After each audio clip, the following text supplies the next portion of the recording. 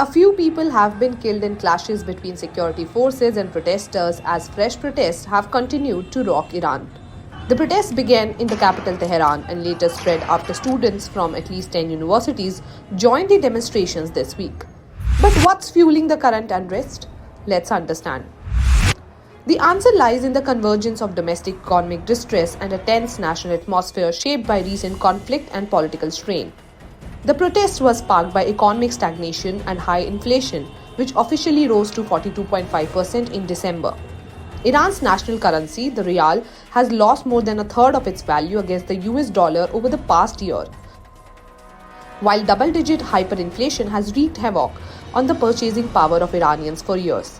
But the currency is not the only problem. For years, Iran has also been dealing with an exacerbating energy crisis, which has periodically contributed to deadly air pollution that claims tens of thousands of lives each year. Most dams feeding Tehran and a large number of major cities across Iran continue to remain at near empty levels amid a water crisis. Iran also has one of the most closed-off internet landscapes in the world. The continuing decline of purchasing power for 90 million Iranians comes amid increasing pressure from the US, Israel, and their European allies over Iran's nuclear program. Israel and the US attacked Iran in June during a 12-day war that killed more than 1,000 people, including civilians, dozens of top-ranking military and intelligence commanders, and nuclear scientists.